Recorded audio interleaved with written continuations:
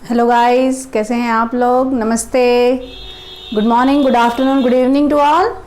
सो guys, आज बहुत दिनों बाद जो है मैं वापस लाइव आई हूँ। तो अब मैं आप लोगों को सिखाने जा रही हूँ कि अकाउंटिंग इक्वेशन हम किस तरीके से प्रिपेयर करते हैं।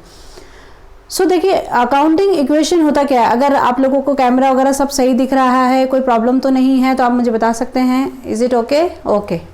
Okay, let's come to the point. तो अकाउंटिंग इक्वेशन होता क्या है, अकाउंटिंग इक्वेशन का मतलब क्या है। तो अकाउंटिंग इक्वेशन का मतलब ये होता है कि जैसे फॉर एग्जांपल लेके चलो, जैसे हम मैथ्स पढ़ते हैं ना। तो जैसे हम लोग मैथ्स पढ़ रहे हैं, तो मैथ्स पढ़ रहे हैं तो हम क्या करते हैं, ए प्लस बी का होल स्क्वायर अगर हमें बोल दिया तो हम लोग आइडेंटिटी लगा लेते हैं। जैसे ए प्लस बी का होल स्क्वायर बोल दिया तो A square plus 2ab plus B square बता दिया। ठीक है, तो हमें मालूम है कि जो LHS है, ये जो इसी को हम लोगों ने डिराइव किया है, इसी को हम लोगों ने सॉल्व करके ये हम डिराइव करके ये इक्वेशन बनी है हमारे पास। उसी तरीके से क्या होता है कि अकाउंट्स के अंदर भी इक्वेशन होती है। हमें कैसे पता चल रहा है कि हम जो ट्रांजेक्शन्स कर रहे हैं वो सही कर रहे हैं, जो ट्रांजेक्शन हम कर रहे हैं वो गलत कर रहे हैं, ये क्या कर रहे हैं। मतलब अभी जैसे हम लोगों ने पढ़ा है पहले भी कि अकाउंट्स के अंदर एक रूल होता है ड्यूअल एस्पेक्ट कॉन्सेप्ट करके। ठीक है, ड्यूअल एस्पेक्ट कॉन्सेप्ट का मतलब क्या बताया था मैंने तो आप लोगों को। ड्यूअल एस्पेक्ट कॉन्सेप्ट का मतलब होता है कि एवरी ट्रांजेक्शन, जितने भी ट्रांजेक्शन्स होते हैं, ठीक है, तो कौन सा याद रखो, यहाँ पे सबसे ज़्यादा जो लगने वाला है हम लोगों को ड्यूअल एस्पेक्ट कॉन्सेप्ट के बारे में लगने वाला है। तो ड्यूअल एस्पेक्ट कॉन्सेप्ट होता क्या है, पहले मैं इसके बारे में बता दूं, तभी आप अकाउंटिंग इक्वेशन जो है उसको सॉल्व कर पाएंगे और आपको समझ में आएगा। तो ड्यूअल एस्पेक्ट कॉन्सेप्ट का मतलब होता है कि जैसे कोई भी ट्रांजेक्शन तुम कर रहे हो, जैसे मैथ्स में ट्रांजेक्शन करते हो तो LHS जो होता है प्रूफ करने के बाद RHS के बराबर आ जाता है। उसी तरीके से ड्यूअल एस्पेक्ट कॉन्सेप्ट के अंदर क्या होता है कि अकाउंट के अंदर जितने भी ट्रांजेक्शन होते हैं सबका ट्रांजेक्शन दो जगह पड़ेगा, एक जगह डेबिट, एक जगह क्रेडिट पड़ेगा। ठीक है, every transaction has two effect. ठीक है, हर ट्रांजेक्शन का दो इफेक्ट होता है, एक होता है डेबिट, एक होता है क्रेडिट। तो उससे क्या हो जाता है, हमारा अकाउंट जो होता है वो बैलेंस हो जाता है कि भाई एक तरफ डेबिट ट्रांजेक्शन पड़ रहा है, एक तरफ क्रेडिट ट्रांजेक्शन पड़ रहा है। एक चीज हमेशा और याद रखना कि जो लेफ्ट हैंड साइड रहता है जो हमारा लेफ्ट हैंड साइड रहता है LHS जिसको हम लोग बोल सकते हैं, वो हमेशा डेबिट साइड रहता है अकाउंट्स के अंदर, और जो राइट हैंड साइड रहता है वो हमेशा हमारा क्रेडिट साइड रहता है अकाउंट्स के अंदर। ठीक है, तो ये हम लोगों ने देख लिया, डेबिट और क्रेडिट होता है ड्यूअल एस्पेक्ट कॉन्सेप्ट। तो इसी के बेस पे हमारा जो अकाउंटिंग इक्वेशन है वो डिपेंड है। तो हमारा अकाउंटिंग इक्वेशन किसके ऊपर डिपेंड है, ड्यूअल एस्पेक्ट कॉन्सेप्ट के ऊपर डिपेंड है। तो चलो अभी हम लोग जो है let's come to the point, अभी हम आगे बढ़ते हैं और हम अकाउंटिंग इक्वेशन के ऊपर जाते हैं। तो अभी तक किसी को कोई डाउट नहीं है, सबको समझ में आ गया है, कोई प्रॉब्लम किसी को नहीं है? Okay, let's come to the point. तो अकाउंटिंग इक्वेशन हमारी होती क्या है, अकाउंटिंग इक्वेशन हमारी होती है एसेट्स जो होता है हमारा that is equals to the liability plus capital होता है। क्या होता है, assets is equal to liability plus capital होता है। सबको दिख रहा है प्रॉपर? ओके, 1 मिनट, मैं थोड़ा साइड में लिख देती हूँ यहाँ पे। एसेट जो होता है वो हमारा that is equal to the liability plus capital होता है। तो एसेट्स के बारे में मैं आप लोगों को ऑलरेडी बता चुकी हूँ, लायबिलिटीज़ क्या होते हैं वो आपको बता चुकी हूँ, कैपिटल भी बता चुकी हूँ कि जो भी बिजनेसमैन होते हैं, जो वो बिजनेस में इन्वेस्ट करते हैं, पैसा लगाते हैं, तो वो बिजनेस का कैपिटल होता है। और एक चीज़ यहाँ पे ध्यान रखना कि assets is equal to liability और कैपिटल, अगर हम ऐसे देखेंगे तो भाई दोनों ही हमारे लिए लायबिलिटीज़ है, लेकिन भाई हम लायबिलिटी अलग क्यों लिख रहे हैं, कैपिटल अलग क्यों लिख रहे हैं, ये सबसे इंपॉर्टेंट पॉइंट है हमारे लिए। तो एक्चुअली क्या है कि लायबिलिटी जो रहती है, ये जो लायबिलिटी हमें दी हुई है दैट इज एक्सटर्नल लायबिलिटी। क्या दी हुई है हमारे पास, एक्सटर्नल लायबिलिटी दी हुई है। और ये जो कैपिटल जो रहता है, कैपिटल इज इंटरनल लायबिलिटी। तो ये चीज हमें याद रखना है, हमें समझ के रखना है। ये जो रहता है ये क्या रहता है, एक्सटर्नल लायबिलिटी, मतलब जो बाहर के लोगों को हम पेमेंट कर रहे हैं, एक्सटर्नल। जैसे हम क्रेडिटर को पेमेंट करेंगे या बैंक से लोन लिया है तो लोन का पेमेंट करना, तो वो एक्सटर्नल लायबिलिटीज हो जाएंगी। कैपिटल मतलब वो बिजनेस की लायबिलिटी है। जैसे फॉर एग्जांपल लेके चलो, पहले यहाँ लिख लेते हैं हम लोग, फिर मैं आपको बताती हूँ क्या है इसके बारे में इंटरनल लायबिलिटी कैपिटल कैसे होता है। क्या होता है कि जैसे फॉर एग्जाम्पल मैंने बिजनेस स्टार्ट किया, ठीक है, मैंने बिजनेस स्टार्ट कर लिया। और बिजनेस स्टार्ट करने के बाद मैंने बिजनेस में 5 लाख रुपीस इन्वेस्ट कर लिए, अब मैंने बिजनेस में 5 लाख रुपीस लगा दिए, तो मेरे माइंड में क्या आएगा कि भाई मैं बिजनेस कर रही हूँ, तो सबसे पहले मेरे माइंड में ये क्वेश्चन आएगा और मेरा पर्पस भी ये रहेगा कि देखो बिजनेस का पर्पस प्रॉफिट रहता है, वो तो ठीक है, लेकिन मेरा पर्पस ये रहेगा सबसे पहले कि जो पैसा मैंने बिजनेस के अंदर लगाया है वो पैसा सबसे पहले मैं बिजनेस से निकाल लूँ, मतलब उतना पैसा पहले मैं कमा लूँ, उसके ऊपर जो मैं कमाऊंगी वो मेरा प्रॉफिट होगा। ठीक है, तो वही चीज हम यहाँ पे करने वाले हैं। ठीक है, तो अभी हम लोगों ने एक कॉन्सेप्ट पढ़ा हुआ है, कौन सा? Business entity concept. If you remember, अगर आप लोगों ने इससे पहले चैप्टर पढ़ा होगा तो बिजनेस एंटिटी कॉन्सेप्ट में हमने क्या पढ़ा था कि जो बिजनेसमैन होता है और जो बिजनेस होता है वो दोनों की आइडेंटिटी अलग अलग होती है। ठीक है, क्योंकि बिजनेस अपना अकाउंट खुद बनाता है, मतलब बनाता बिजनेसमैन ही है, लेकिन उसका अकाउंट अलग होता है। बिजनेसमैन अपने एक्सपेंसेस, पर्सनल एक्सपेंसेस बिजनेस में नहीं दिखा सकता है, या फिर समझ में आया ना सबको? या फिर फॉर एग्जांपल हम ये बोल सकते हैं कि बिजनेस में अपना पैसा लगा रहा है, लगाने के बाद वो अपने अकाउंट बनाएगा, फिर बिजनेस का अपना स्टैम्प होता है, तो इस तरीके से बिजनेस आइडेंटिटी।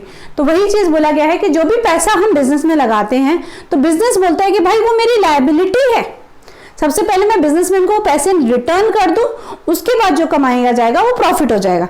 इसीलिए ये दो लायबिलिटीज हम लिखते हैं, एक होता है liability that is called the external liability, एक लिखते हैं हम कैपिटल।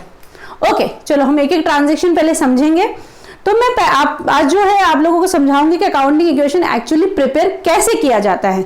तो सबसे पहले क्या करना है, हम लोगों को इस तरीके से डिवाइड कर देना है। एसेट्स इज इक्वल टू जो होता है वो लायबिलिटी प्लस कैपिटल होता है। जैसे पहला ट्रांजेक्शन लिख के ले चलते हैं हम लोग। स्टार्टेड, सपोज हमारे पास ये ट्रांजेक्शन है, पहला ट्रांजेक्शन हम लिख के चलते हैं। Started business with cash ₹5 lakh. जैसे मैंने पहले भी आप लोगों को बताया हुआ है, स्टार्टेड बिजनेस विद कैश। कितने से बिजनेस स्टार्ट किया हम लोगों ने? कितने से किया? 5 लाख रुपए से बिजनेस स्टार्ट किया। अब बिजनेस में क्या आया? कैश आया कि नहीं आया? बोलो। यस, बिजनेस में क्या आया? कैश आया हमारे पास। तो हम क्या लिखेंगे? एसेट्स को हम डिवाइड कर लेंगे। तो यहाँ पे हम कॉलम बनाएंगे, यहाँ पे हम बनाएंगे सीरियल नंबर बना सकते हैं आप लोग, या फिर आप यहाँ पे जो है पर्टिकुलर टाइप लिख सकते हैं, जो भी ट्रांजेक्शन है उसके इफेक्ट लिख सकते हैं, या आप सीरियल नंबर लिख सकते हैं जो फर्स्ट ट्रांजेक्शन आप कर रहे हैं। तो उसमें हम फर्स्ट ट्रांजेक्शन जो कर रहे हैं वो हमारा फर्स्ट ट्रांजेक्शन क्या बता रखा है कि serial number 1 started business with cash. Business में क्या आया? कैश आया। और जो भी पैसे बिजनेस में लगाया जाता है वो बिजनेसमैन के लिए क्या होता है? कैपिटल होता है। तो हम कैपिटल में यहाँ पे लिख देंगे, कैश में लिखेंगे 5 लाख रुपीज हमने इन्वेस्ट कर दिया, 5 लाख रुपीज इन्वेस्ट कर दिया। कैपिटल पे भी हमारे पास कितना आ गया? 5 लाख रुपीज आ गया। कोई डाउट? देखो बिजनेस हमने स्टार्ट किया, बिजनेस में क्या आया हमारे पास? बोलो बोलो। कैश आया। भाई बिजनेस स्टार्ट किया तो बिजनेस के पास क्या आया? कैश आया। तो हमने कैश लिख दिया, एसेट आ गया हमारे पास। एसेट, कैश जो होता है हमारा एसेट होता है। उसी तरीके से हमारा कैपिटल भी आ गया, क्योंकि मैंने तुमको अभी जस्ट बताया था कि जो भी बिजनेस में पैसा लगाया जाता है बिजनेस के लिए वो कैपिटल हो जाता है। तो वो हमने कैपिटल में लिख दिया यहाँ पे 5 लाख रुपीज। अभी देखो मेरा डेबिट और मेरा क्रेडिट ट्रांजैक्शन दोनों सेम चल रहा है, मतलब लेफ्ट हैंड साइड और मेरा राइट हैंड साइड दोनों सेम चल रहा है, 5 लाख रुपीज। ओके, चलो एक और ट्रांजैक्शन देख लेते हैं हम लोग। अभी मैंने बिजनेस स्टार्ट कर दिया, बिजनेस स्टार्ट किया तो मैंने, चलो बिजनेस में परचेज करना, गुड्स वगैरह परचेज वगैरह करते हैं या फर्नीचर वगैरह परचेज करते हैं, तो मैंने फर्नीचर परचेज कर लिया। ले लेते हैं हम लोग purchase furniture for ₹1 lakh in cash. मैंने फर्नीचर परचेज किया, ठीक है, 1 लाख रुपए में फर्नीचर परचेज किया, वो भी कैश में। तो मेरे पास बताओ क्या आ रहा है भाई? अगर मैं फर्नीचर परचेज कर रही हूँ, तुम घर में फर्नीचर लेके आ रहे हो, तो तुम्हारे बिजनेस में फर्नीचर लेके आ रहे हो, तो क्या आ रहा है तुम्हारे बिजनेस में? फर्नीचर आ रहा है। Very good. तो यहाँ पे मैंने लिख दिया, एक कॉलम मैंने डिवाइड किया, यहाँ पे मैंने लिख दिया फर्नीचर आ रहा है मेरे पास। क्या आ रहा है? फर्नीचर आ रहा है। लेकिन क्या जा रहा है मेरे पास? कितने का फर्नीचर आ रहा है? 1 लाख का फर्नीचर आ रहा है। तो मैंने यहाँ पे सेकंड ट्रांजेक्शन लिखा, यहाँ पे लिखा प्लस 1 लाख का फर्नीचर आ रहा है मेरे पास। लेकिन मेरे पास फर्नीचर खरीदा मैंने, तो पैसा भी तो जा रहा है ना?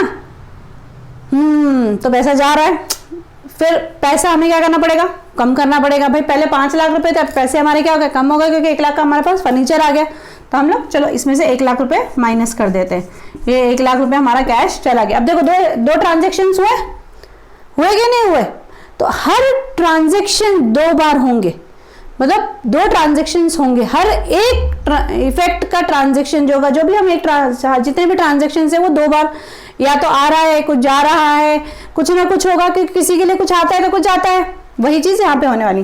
तो ये हमने यहाँ पे कर दिया। अब हम क्या करेंगे, यहाँ पे बैलेंस कर देंगे, इसको क्या कर देंगे हम लोग, बैलेंस कर देंगे। चलो 5 लाख में से 1 लाख गया तो कितना बचा, 4 लाख बचा, प्लस यहाँ पे बचा 1 लाख बचा, और ये टोटल हमारा हो गया 5 लाख हो गया। तो क्या हमारा आगे बढ़ने से पहले कभी भी ना तुम अपना लेफ्ट हैंड साइड जो है वो राइट हैंड साइड से मैच करके देखो, वो सही है कि नहीं है, कहीं गलत तो नहीं है। तो हम देखते हैं 4 लाख प्लस 1 लाख एसेट हो गया 5 लाख, और यहाँ पे भी हो गया हमारे पास 5 लाख। यस, मतलब अभी तक तो हम सही जा रहे हैं। समझ में आया समझ में सबको? Okay, let's come to the next point, आगे बढ़ते हैं हम लोग। चलो हमने परचेज कर लिया, अभी हम सेल भी कर लेते। ठीक है, मैंने फर्नीचर सेल कर दिया, सेल फर्नीचर ₹50,000। अभी मैं कैश में ट्रांजैक्शन सिखा रही हूँ, उसके बाद मैं क्रेडिट ट्रांजैक्शन भी सिखाऊंगी। ठीक है, आज हम पहले कैश ट्रांजैक्शन सीख लेते हैं, फिर नेक्स्ट वीडियो में जो है हम क्रेडिट ट्रांजैक्शन के बारे में सीखेंगे। ठीक है, सेल फर्नीचर ₹50,000 इन कैश। हमने क्या किया, फर्नीचर जो है सेल किया हम लोगों ने। तो क्या गया हमारे पास से, बताओ फटाफट, क्या गया? बिल्कुल सही, फर्नीचर गया। सेल किया तो फर्नीचर चला गया, भाई मैंने अपना फर्नीचर बेच दिया, मुझे लगा कि ये ऐसे ही है तो इसके बेच दिया, तो भाई हमारा बिजनेस ही है, तो भाई हम ट्रांजेक्शन से करते हैं। तो मैंने फर्नीचर क्या किया, 50,000 का बेच दिया। फर्नीचर बेचा तो मेरे पास क्या आ रहा है, कैश आ रहा है। जब हम खरीदते तो हमारा पैसा जाता है, तो वैसे ही हम बेचते तो हमारा पैसा क्या होता है, आता है। तो हमारे पास क्या आ रहा है, पैसा आ रहा है। कितना पैसा आ रहा है, 50,000 हमारा रुपीस आ रहा है। चलो वापस से हम लोग क्या कर लेते हैं, ये थर्ड ट्रांजेक्शन हम लोगों ने कर लिया, अभी हम इसको वापस से बैलेंस कर लेते हैं। ये फर्स्ट ट्रांजेक्शन में रब कर देती हूँ।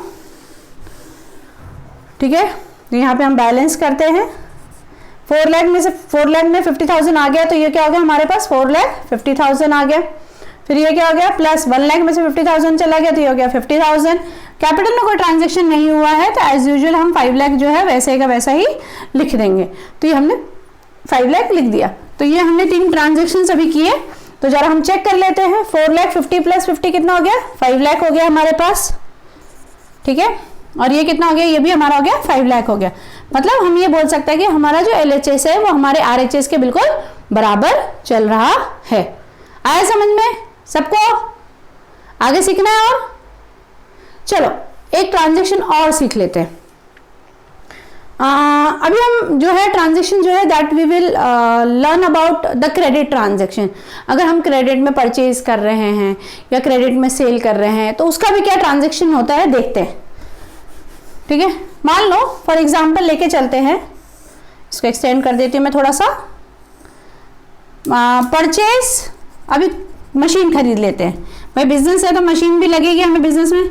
तो हमने परचेज मशीन, फोर्थ ट्रांजेक्शन से हमारा परचेज मशीन फॉर रुपीज, कितने का मशीन परचेज करें हम लोग, चलो 3 लाख का परचेज कर लेते हैं। ऑन क्रेडिट लिखने से अच्छा है फ्रॉम राम ले लेते हैं। चलो राम से हमने मशीन जो है परचेज की है। क्या किया है, मतलब जब नाम दिया होगा इसका मतलब क्या, हमने पेमेंट नहीं किया उसको, हमने उसको पेमेंट नहीं किया, तो हमने फर्नीचर परचेज किया है, दैट इज ऑन क्रेडिट। क्या किया हम लोगों ने, क्रेडिट में परचेज किया है राम से। अभी हमने उसको पैसे नहीं दिया, हमने बोला भाई तेरे को पैसे दे देंगे, बाद में दे देंगे। तो भाई बिजनेस में चलता रहता है ऐसा, तो उसने बोला ठीक है चलो बाद में दे दो। तो मैं 4 ट्रांजेक्शन करके देखती हूँ क्या हो गया।